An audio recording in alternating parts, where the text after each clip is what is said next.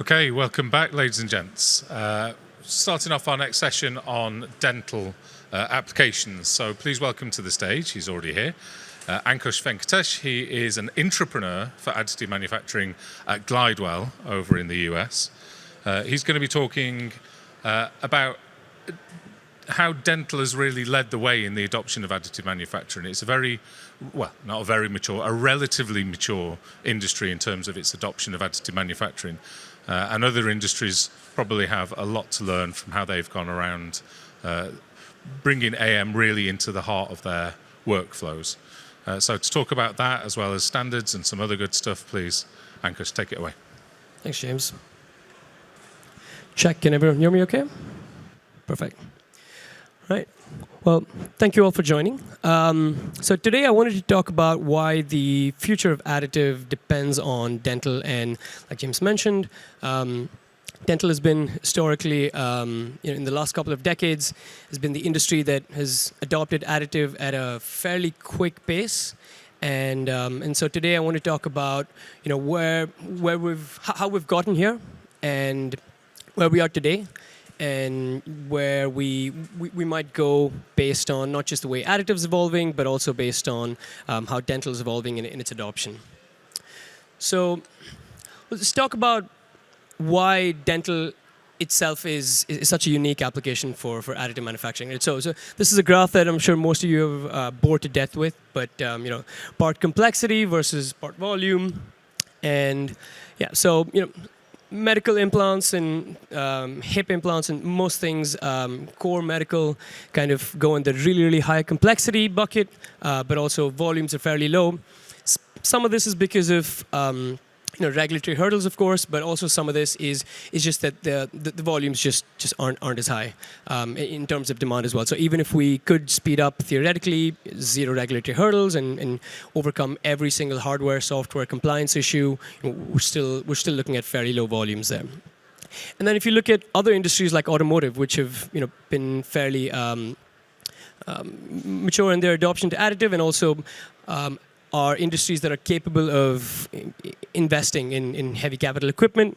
A lot of investment goes into these, and that's kind of on the high volume side of things. But really, traditionally, automotive supply chains and design processes have been configured to the point where you want to get to the final design, something that's qualified, and really stick with that, and then do that quickly, repeatedly, as much as you can.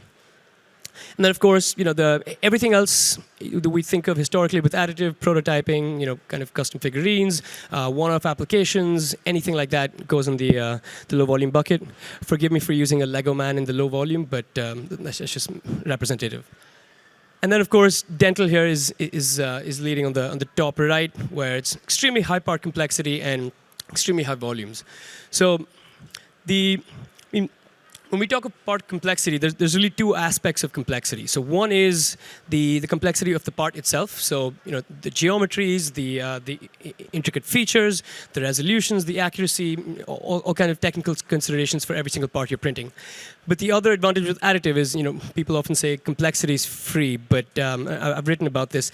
I have a slight umbrage with that phrase. Complexity is discounted. It's not really free with additive. But the part-to-part complexity is really the kind of key driver here, is because every single part in a print job can be, or is usually, different, and then every single print job is different. So no two print jobs are the same if we're doing our jobs right, and we don't have to reprint things. Part size, this is another thing that I feel doesn't get talked about enough, but this is one of the reasons that dental has been able to adopt additive and also bring down the cost of machines significantly. Part size, generally speaking, is limited to the size of human mouths. Well, mostly human. If there's a market for animal dentistry, please let me know. It hasn't been big enough in my studies. But the advantage of this is that, generally speaking, we don't need machines that are as big as rooms, and machines with build volume that's measured in meters.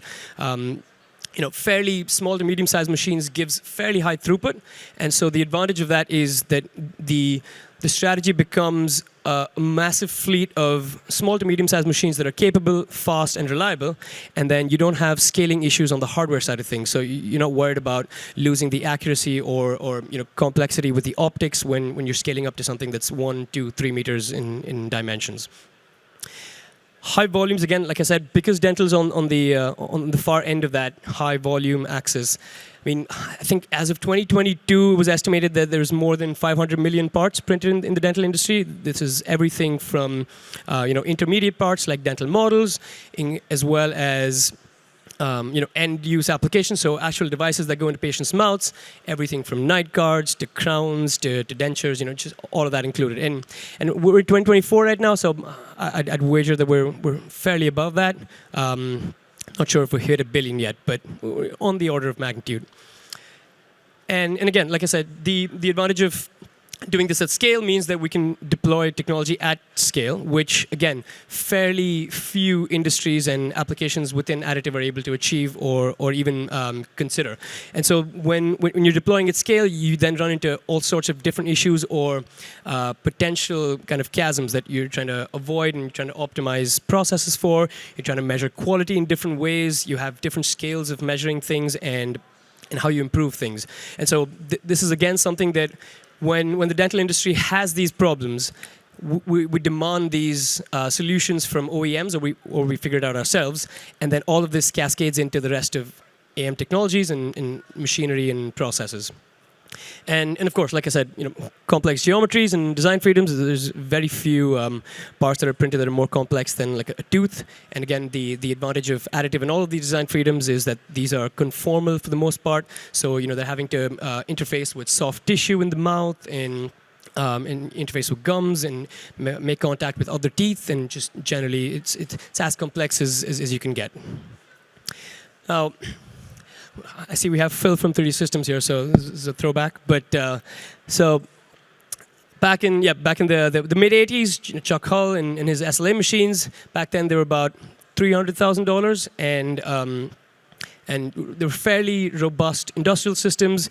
Of course, technology since then has moved, so those are machines that were slower, and materials were fairly limited. Then the next decade, it was really kind of the late 90s when dental adoption kind of began to accelerate. And again, 3D Systems was a big part of that. But it was that adoption that happened fairly overnight in terms of on an industrial timescale. It was within a few years that folks in the dental industry realized that this is the key to reducing the issues of dealing with complexity, and you no longer have to depend on really, really skilled technicians only. You can also kind of hand off some of that complexity to the machines themselves, and again, part-to-part complexity, job-to-job complexity. That's something that the machines do so exceedingly well, and so it's really something that happened within a few years. Then the early 2000s, this is kind of, like I'm saying, the acceleration across the industry the adoption across the industry grew significantly.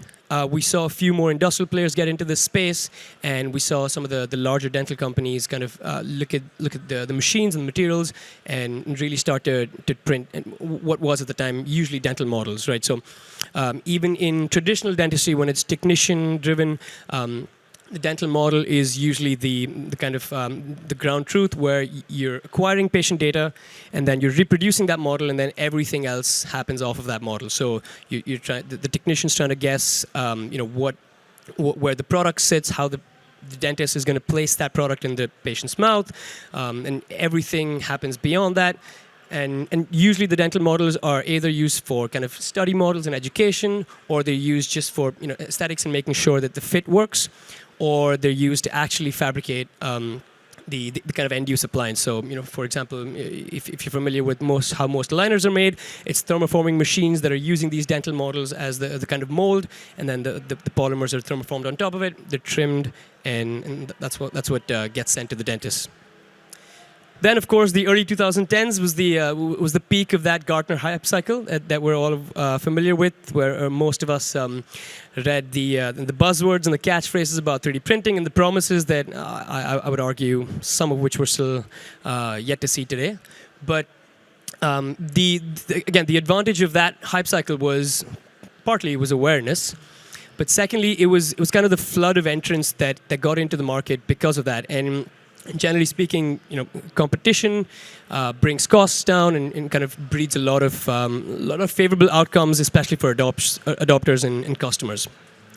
And then where we are today is really, most of the dental industry uses 3D printing in some form or the other. There's some smaller sized dental labs, either can't afford the capital investment, but really the capital investment today isn't that much. It's less than $10,000, and honestly, if you're just looking at dental models or intermediate parts and things that aren't necessarily going to the patient's mouth, you can get something fairly robust and reliable for less than $5,000. And if you just track that trend from the 80s, $300,000 down to today where we are, that's significant in terms of the price of the machines. And again, what this has been enabled by is adoption, and it's circular because this also continues to enable adoption, right? So more and more of the dental industry continues, and what that means is the lower chunk of adopters and customers can use these machines that are lower priced, but then also it means that the higher end industrial customers and the folks doing things at scale can continue to purchase machines at the previous price points, but are just orders and orders of magnitude better, more capable.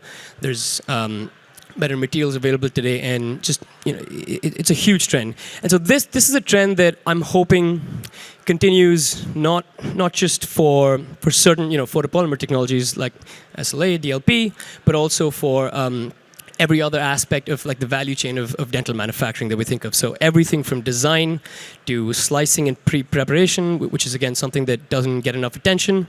The printing as well, and as well as the post-processing. And dental historically and continues to be today is an industry that cares a lot about aesthetics and look and feel. And in fact, even if you go to the largest dental labs today, a lot of things, the QC is still just look and feel, and it's a skilled technician kind of making that go no go pass. So I wanted to talk about how I look at the broad kind of segmentation of technologies and applications, and how that might affect where we go from here in the next few years. So we'll look at two broad buckets of single material parts and multi-material. Single material, we have these three smaller buckets: transparent, translucent, and opaque. And the reason I'm using this classification is because I'm looking at it from a technology point of view, so not really an applications point of view. And I'm trying to work backwards just so we can see what that does to the technology in the next few years. Single and multi-material is fairly, self-explanatory. Let's look at what parts come under each of these buckets. So transparent are things like night guards, bite splints, retainers, aligners. So night guards and bite splints are things that your dentist prescribes if you grind your teeth at night, you have headaches when you wake up. It's one of the most common reasons. Retainers and aligners, most of us are familiar with. Retainers keep your teeth in place. Aligners move your teeth over time. And again, all those are transparent. Translucent, I'm thinking of everything from, just composite materials with low filler ceramics to really high filler ceramics that are used to make temporary crowns. So, generally speaking, additive materials today are not at the point where permanent crowns are viable. Folks make claims, but it's not there yet. So temporary crowns is anything that has to be in your mouth for maybe a few weeks to a few months, maybe more, depending on kind of the material or the application of the severity of the patient's case. And veneers and onlays are really aesthetic products that are going on as kind of covers or just in intermediate parts that are in the mouth until the dentist can either figure out a longer course of action and treatment or more invasive procedures like dental surgery, implants, root canals, things like that. And then opaque, again, like I was mentioning, dental models. Till today, the dental models are the highest volume application of 3D printing in dental. I would wager today it's between half to 2/3 of most of the volume in 3D printing. And this is actually a huge step up. Maybe 10 years ago, it was nearly all of it.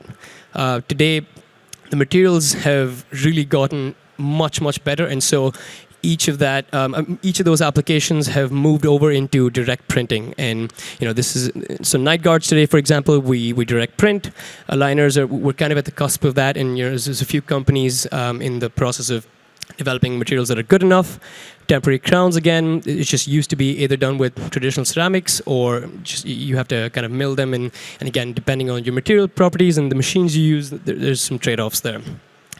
And then multi-material, I'm looking at dentures and a dual-layer night guard. So like it's similar to the night guard on the left there, which is a transparent material, but the main difference being if you're someone that's really sensitive and your dentist finds that you're having trouble with either wearing them all night or you're just having aches, then the inner layer of that night guard is kind of a softer layer just to cushion the blow and take the edge off of the grinding.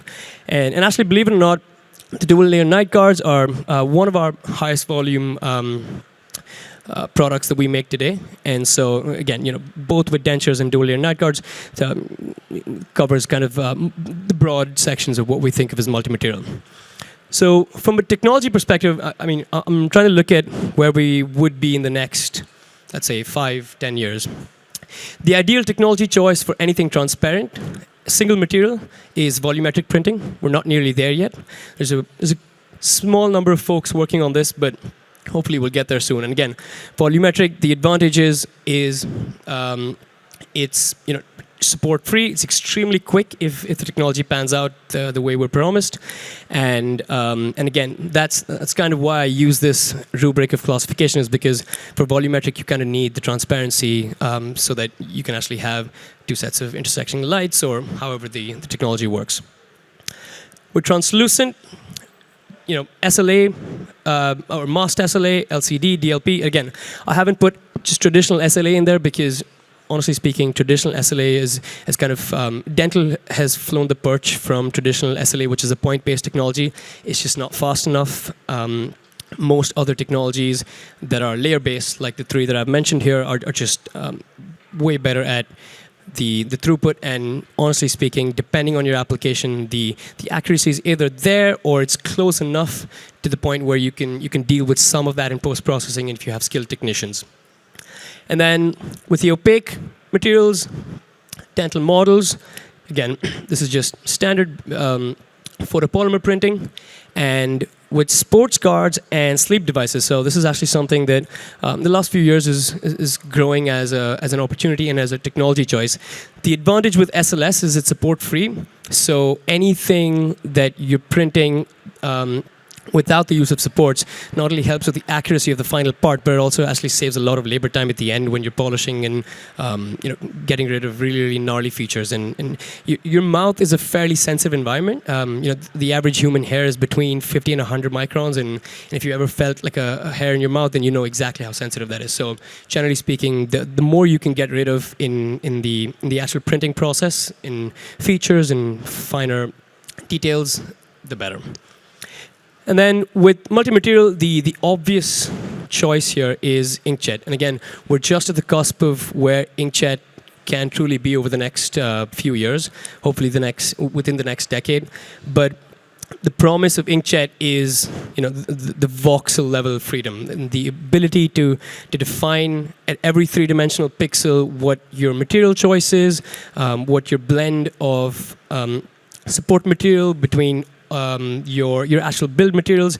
What does that look like aesthetically? What does that look like mechanically? Are you able to tune that to the point of needing the actual final application property? So with things like dentures, for example, in the way we traditionally make dentures today is we're printing the gums in, or DLP rather. So we print the gums in one material, we print the teeth in the other material, and then it's kind of joined in a process and then polished by a technician. So having that flexibility of being able to print that in one shot is a huge advantage. And if the more materials you have, the more flexibility you have. So there's opportunities for the edges of the dentures being soft liners, because that's where there's more contact with the soft tissue of the patient, and then you can kind of gradient that, and there's really interesting design freedoms that actually improve patient outcomes and patient compliance. And then with the dual layer night guards, again, you have the inner soft layer and the outer hard layer. The way that's made today is thermoforming these. It's just one layer on top of the other. And from a materials and mechanical failure point of view, being able to transition between these two layers is a really, really interesting thing. And also aesthetically, if you have a concept of what that product looks like in its final form, then you can actually encode that into the software and the design, and you kind of know what you're expecting, but also being able to tune that for the best possible product. So I just wanted to go over a couple things. So, dental really helping make machines faster, better, cheaper. This is what I was talking about with the design freedoms and the data encoding. So, last month, the 3MF consortium released its new volumetric spec. So hopefully we're closer to being able to define each of these products and each of these 3D files on a voxel level and kind of have gradients and smooth gradients and not necessarily have to depend on triangles that are fairly old tech today. Aesthetics and quality, again, dentistry historically and continues to be today is just one of the industries where not just your final patient really cares about the aesthetics, but your clinician. And really the clinician is one of the key stakeholders for a dental manufacturing company like we are. Again, compliant medical grade materials.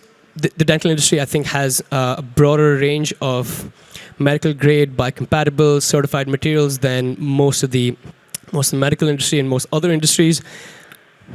Having composite materials, like I said, with printing of some of the ceramics, and also just the ability to use fillers and other nanocomposites within DLP and some of these layer-based processes is just a huge advantage from a property standpoint. Distributed manufacturing. This is something that's actually really interesting. I mean, as a buzzword, we've heard about distributed for a while, and generally speaking, medical and dental are like the two, broad verticals that get looked at for distributed manufacturing. But also, there's some applications and white papers on, things like industrial distribution and like a service bureau that's trying to print closer to the edge. But really, I would argue that dental is leading the charge on that. The ADA, the American Dental Association, estimates that today about 20% of dentists in their offices have a 3D printer and they use it in some form or the other. And again, it sounds like a low number, but the average manufacturing company, the average hospital, for example, there's nowhere near 20% of printing happening at the edge. So, the closer we can push the printing to the edge, where we can control the quality, the better for the patient, because again, that turnaround and time to place the device in the patient actually improves patient compliance. It improves dentist patient retention, which means it drives better patient outcomes and drives more business for the dentist. Machine and software intelligence, again, the advantage of dental operating at the scales that we do is having the need to actually do things like fleet management and what traditional MES software platforms do. And so, there's very few industries that are at the point that they need to measure machine utilization, for example, or actually need access to machine level data and track individual jobs at the scale. And of course, AI-driven design. This is, again, another buzzword that's kind of going around, but as one of the largest dental labs in the world, we at Glidewell, we've been using AI and neural networks for design for at least 5 to 6 years now, and our neural networks are trained on 16 million or so cases and data points. And largely speaking, a good chunk of what we design will not really see a human until like a QC step or a control step just before manufacturing, depending on the product. And then this is just one thing I wanted to end with, in the style of, in the spirit of leaving with one more thing. This is kind of where dental is today, but hopefully there's just a lot more that is yet undiscovered and is beyond the horizon in terms of how we make and manufacture these things. With products like smart wearables, it's really interesting. The more custom you get, the better data you get from your patients, and it'll be really interesting to see if Additive is able to push the boundaries of how we make these smart devices and then utilize the design freedoms and actually leverage what the technology can do. So whether it's conformal channels or whether it's specific types of materials and features that we can print that are just nearly impossible to mill, the way we make some of these devices of the next generation are just really, really interesting. So, yeah. And that's kind of what I wanted to leave with today. And, hopefully you're convinced now that the dental industry is leading the charge on AM, and what happens with dental over the next few years will define what happens with additive. Thank you.